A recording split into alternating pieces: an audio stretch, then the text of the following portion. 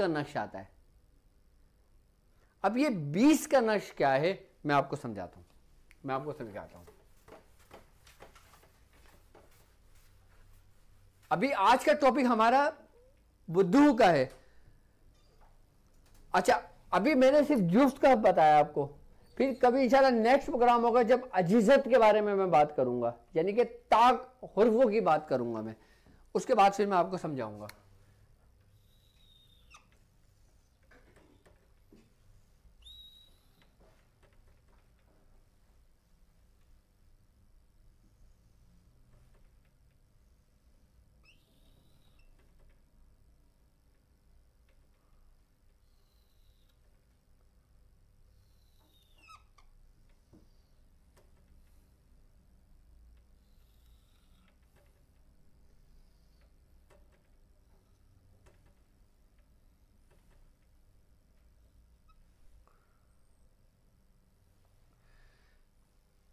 इस तरीके से आपने बॉक्स बनाना है, किसके लिए? 20 के नक्श के लिए। अब इसकी तरतीब जो शुरू होगी,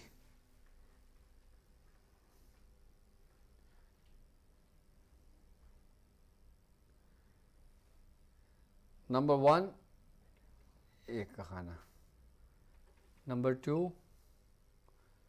नंबर 3, 4। अच्छा, इसमें 5 का हिस्सा नहीं आएगा, क्योंकि 5 का जो हिस्सा है वो है ताक का।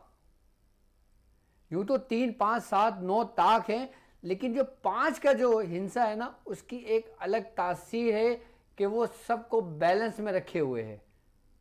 ठीक है, अब हमने इसकी पावर्स और इसकी कुव्वत को अपने महतेत करना है, इसकी रूहानियत को। तो हम इसमें 5 के हिस्से को नहीं लिखेंगे।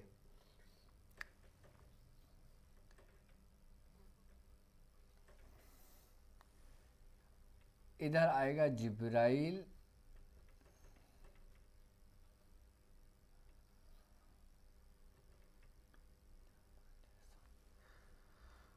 और इधर आएगा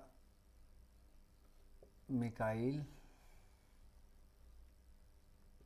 ठीक है, और इधर आएगा इसराफील, और इधर आएगा इज़राइल।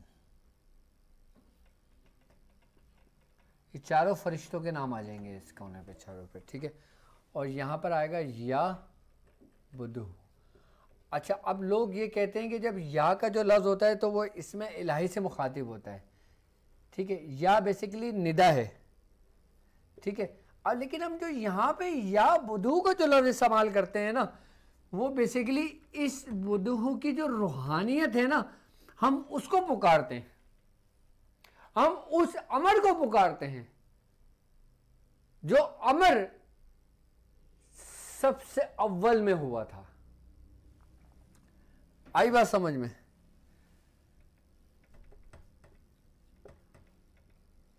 ये नक्श आपका हो गया 20 का नक्श। ठीक है, अब इसके अंदर कितने खाने हैं ये देखें आप।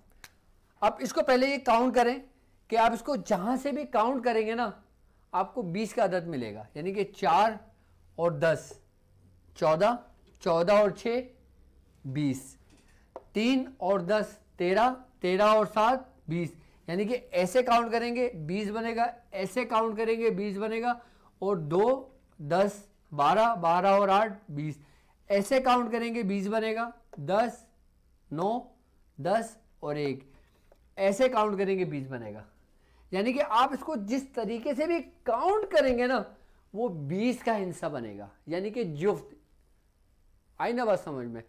अब इसके अंदर हमने जो जिन हुर्फों का इस्तेमाल किया, यानी कि 4 फरिश्तों का जिक्र किया, जिब्राइल, मिकाइल, इसराफिल और इज़राइल, ये 4 कोने हैं। आई बात समझ में? अब इस 4 कोनों के अंदर चारों मलाइका के नाम क्यों लिखे हमने, उसकी वजह क्या थी, उसका रीजन क्या था। अब हमने इस नश के अंदर पूरी हुर्फ अबजद की रूहानियत को हमने, अब पूरे हुर्फ अबजद जो 28 हुर्फ है, अब हम उसकी रूहानियत से इस्तेफादा हासिल कर रहे हैं। कैसे? कि जैसे अब मिसाल के तौर पे अगर हम जिब्राइल के हम इसके हुरूफ करते हैं तो 7 हुरूफ बनते हैं। मिकाइल के करेंगे 7, इसराफील के करेंगे 7, इजराइल के करेंगे 7, 7 और 7 14, 14 और 14 28, यानी कि 28 बनते हैं। अब हम आ जाते हैं इस बुदू के ऊपर। हमने जो ये 4 बुदू लिखा है, ठीक है, यानी कि हमने या बुदू या बुदू या बुदू या बुदू लिखा है। अच्छा, या का लफ्ज हमने सिर्फ और सिर्फ इस नश में इसलिए इस्तेमाल किया है कि हम इसकी रूहानियत को पुकार रहे हैं, यानी कि हम किसी को बुला रहे हैं। और जब हम किसी को बुलाएंगे तो यकीनन हम जिसका नाम लेके बुलाएंगे वही आएगा ना। अब जैसे मैंने किसी अहमद को बुलाना है तो मैं अहमद अहमद करूंगा तो अहमद ही सुनेगा ना, कोई शाहिद तो नहीं सुनेगा ना, अहमद सुनेगा तो अहमद ही आएगा। तासीर मौजूद है। लेकिन हमने इस माने हो गए कि जिसके अंदर इसकी रूहानियत महफूज है, रूहानियत कैद है इसकी। किन उर्फों की? जो एक से लेके पूरे तरतीब के साथ इस बीच के नश के मौकलान के मातेहत हैं। ये नश कहलाता है। बुद्धू की जो रूहानियत है ना, वो इसी नश के मातेहत गर्दिश करती है। इस नश का हमें क्या फायदा होगा? क्या हमारे इस रूहानी सफर में इसके लिए कोई जगह है? क्या जो हमारा रूहानी सफर चल रहा है, क्या ये उसकी एक कड़ी है? दान की अदा करिए और सुरुख जिन्नात की अदा किए। हम इसी तरीके से फर्स्ट रजब से, यानी कि रजब की पहली तारीख से हम ये नक्श लिखेंगे 20 अदद रोज़ाना। हमने कितने लिखना है? ये 20 नक्श। और कितने दिन?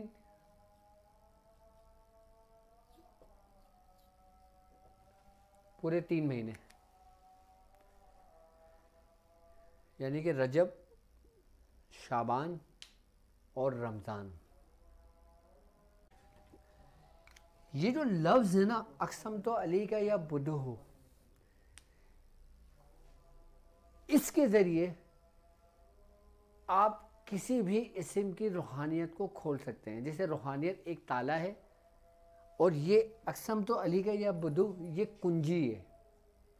ये एक ऐसी चाबी है कि जो हर ताले में लग जाती है। रूहानियत को खोला है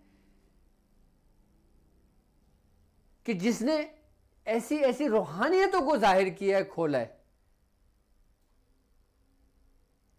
कि जिसमें लोग 40-40 साल इबादत होते तो 20 मरतबा पढ़ते थे अक़सम तो अली का या बुदू। जब 20 मरतबा हमारा हो जाता था, हम एक नश पे दम कर दिया करते थे, फिर दूसरा नश लिखते थे, जब इधर से इजाज़त है उसको। चाहे वो हिकमत के नूर के स्टूडेंट्स हों, चाहे वो ताक हिलिंग के स्टूडेंट्स हों, क्योंकि जो ताक हिलिंग के स्टूडेंट्स हैं उनके लिए भी बहुत फ़ायदेमंद साबित होने वाला है ये आगे जाकर। ये वो नश्क है, ये ऐसा नश है। अब मैं इसके बारे में आपको बता, दुनिया में नहीं है जो इसके बगैर ना हो जाए।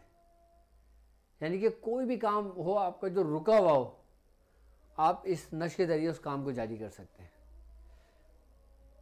आप किसी भी मकासद के लिए, किसी भी काम की कामयाबी के लिए भी इसको इस्तेमाल नहीं करना नश को, क्योंकि ये नक्श नहीं, बिल्कुल नहीं करना। या इसको मैं अगर अपने लिए करना चाहूँ तो मैं अपने लिए कर लूँ, ऐसा भी नहीं करना। फ़िलहाल आपने इसकी ज़कात अदा करनी है, इसको सिर्फ लिखना है, गुजरेगा। ये ऐसा नश्क है। ये मैंने आपको जो कुछ भी तालीम किया है, मैंने आपको जो कुछ भी तरीके कार समझाए, वो हमारे खानवादे के तरीके कार हैं। ये नहीं पूछ सकता कि हमें समझ में नहीं आया कि इसमें बदू क्या है। आपको ये भी नहीं कह सकता कि ये इसमें इलाही है। आपको ये भी नहीं कह सकता कि ये मौकलान के नाम है। कोई ये भी नहीं कह सकता ये फरिश्तों के नाम है। कोई ये भी नहीं कह सकता कि ये ऐवान के नाम है। तो ये है क्या?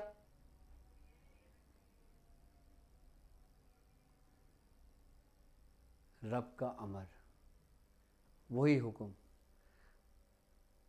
कभी इसके बारे में मैं और मजीद डिटेल बताऊंगा, लेकिन यकुम रजब से, यानी कि यकुम रजब, जब चांद रजब को नजर आएगा, इसको 90 दिन तक 20 नक्श रोज़ाना लिखना है। इसी तरतीब से लिखना है, इसी तरीके पे लिखना है। अच्छा, ये नहीं लिखना आपने नक्श में, अक्षम तो लिखेगा बुद्धू, ये नहीं लिखना, ये सिर्फ पढ़ना है जो बुजुर्गों के सीने का राज है। और मैं समझता हूं इसिम बुद्धू आपके समझ आ गई। अब हम इसको समझने के लिए आसानी में अगर दो हिस्सों में इसको तकसीम करते हैं, यानी कि इसके दो हिस्से करते हैं, एक हिस्सा बनता है जुफ्त, एक अदद बनता है ताक। ताक अगर चला जाता है तो ये अजिजत के मकाम पे चला जाता है, और अगर जुफ्त चला जाता है तो ये बुद्धू के ऊपर चला जाता है। बुद्धू रब का हुक्म है। अच्छा, अगर मजीद कुछ इस्म बुद्धू के बारे में अगर आपको कुछ पूछना हो तो आप मुझे कमेंट्स कर सकते हैं। मोबाइल का है, मुझे मोबाइल दो कमेंट्स वाला।